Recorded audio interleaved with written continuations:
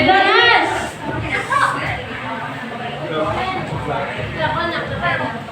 afternoon, everyone.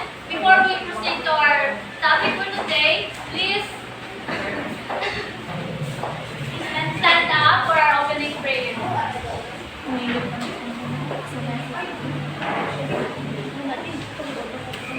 Ilo. Sobrang nakita ka dyan ng babae.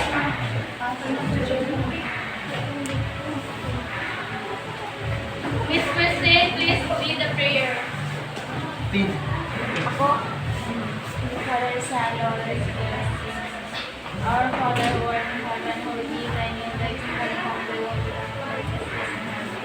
Give us today our daily bread, and forgive us our trespasses, as we forgive those who sin against us. And do not bring us to test, but deliver us from evil. Amen.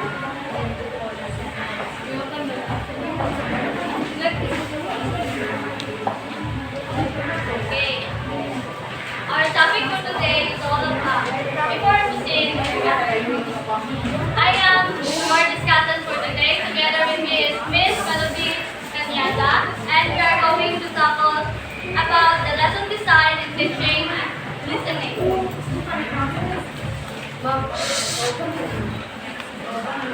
First, what is listen up? Okay. Before we proceed, please read our learning objectives. At the end of the lesson, students will be able to identify three stages of listening skills.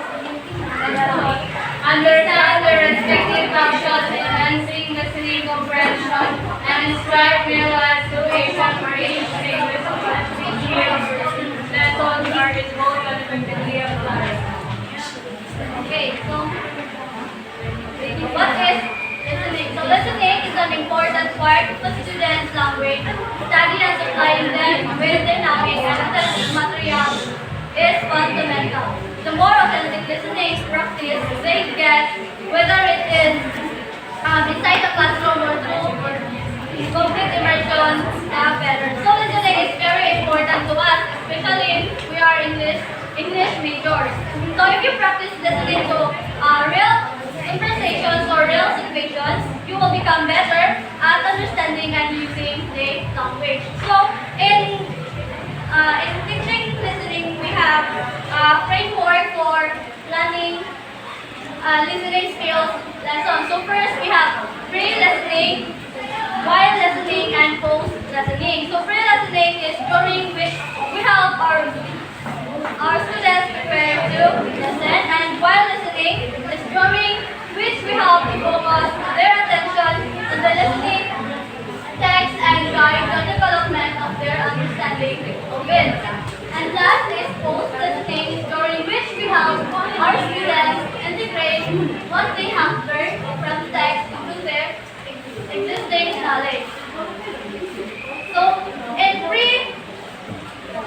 pre-listening, we have the motivation, of course, and next is the contextualization and preparation. So in motivation, it is enormously important that before listening, students are motivated to listen. So you should try to select a text that they will find interesting and then design tasks that will arouse your students' interest and curiosity.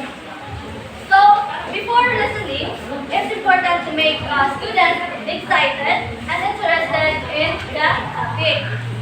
For example, you could show a short video or ask a question which related to our topic and to the listening topic to get them curious. So, in contextualization, we need to design tasks that will help students to contextualize the listening and access their existing knowledge and expectations to help them understand the text. So we need to help students to connect the listening activity to something they already know or expect. So for example, if the topic is about school events, so syempre, we have to ask students about their own school experiences first before ka mag-proceed sa mga school events para mahay mo siyang successful. And next is the preparation. To do the task, we set students while they listen, there could be a specific vocabulary or expression it. So to help students understanding the listening text, we can teach them important vocabulary or phrases before they listen. So for example, if the text talks about a specific event, teach them the relevant words like ceremony or anniversary. Nakagets na ba ta sa pre-listening in sa lesson design and teaching? Yes. Sure. Yeah. Okay, let's proceed to while listening. So, it will be discussed by Miss Melody.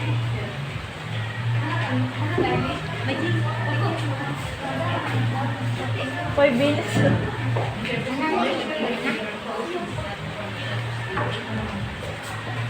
Now I will discuss the other types of stages on learning in lesson. So, in real life, di ba maka-encounter ta dahil lahing mga kanang about sa kanang madunggan na to, especially in kanang classroom.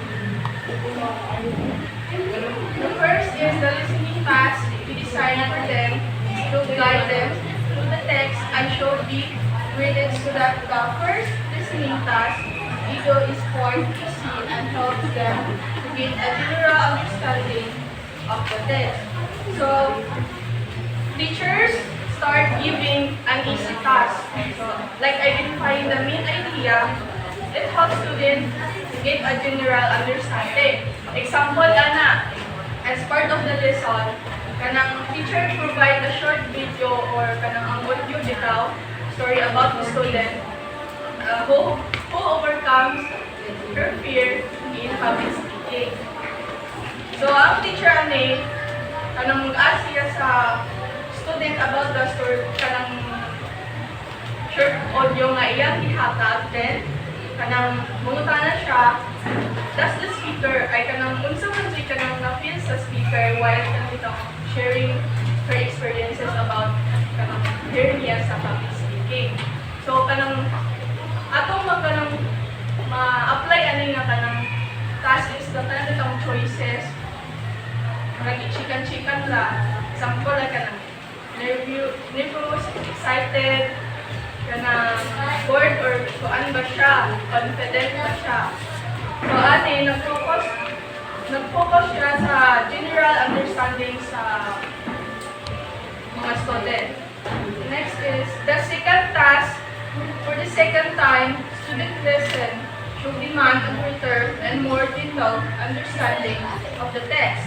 Writing long responses as they listen can be very demanding and it's a separate skill in itself to keep the task to single words, thinking or some sort of graphical response.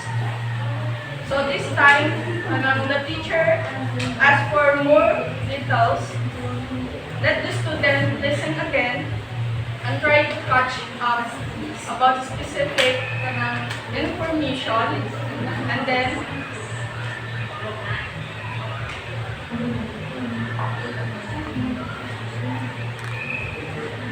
to catch up the specific information. Pero, dili niya i-ask ang student nga editing down ito kanang details atong iyang natunggan nga short audio.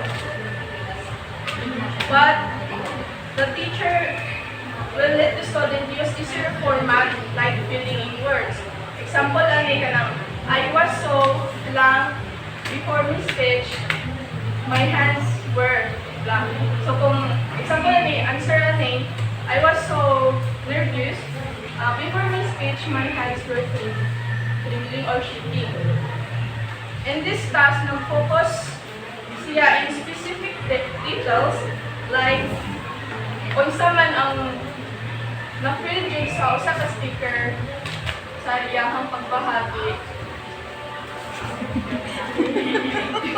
Pag-share of experiences. Next is the third listening task. That would just be a matter of checking their own answer from the second task for board could lead students towards some more subtitle interpretation of the text.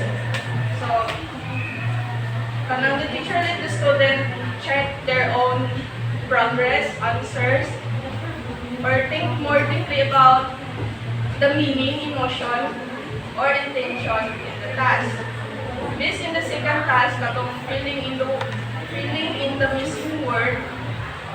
So that was think about if mao ba jud na ang answer ana ang ibutang nila.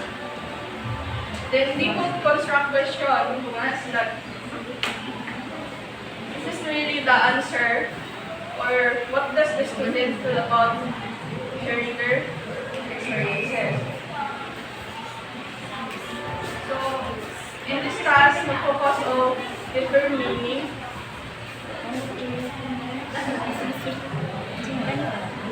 Post-listening. So, ang post-listening na ito class which is the reaction to the text and analysis of language. First, we have this reaction to the text. Find the task that will focus students' reaction to the content are most important. Again, this is something that we naturally do in our everyday life, because we listen for a reason, there's generally a following reaction. So, students will share their thoughts or feelings, what they heard, just like in real life, when we respond to what someone says. Example, the student will divide in group or peers. Then they will share their thoughts about how to deal with their public speaking, how can they able to deal with their emotion, or have you ever felt nervous before speaking? So, ano nga task, mag-focus siya sa engagement, participation, while reacting about specific situation. Second is the analysis of language. The second of these two post-listening task types involves the focusing the student on linguistic features of the text. It will take the form of an analysis of the word forms from a script of the listening text or vocabulary or collocation word. So, students will look at the grammar, vocabulary, or expression used in an audio. They will learn how language works. So, the student will look for sentences from the short audio or video provided, then i-write down nila, and then underline nila ang example na verb in past tense,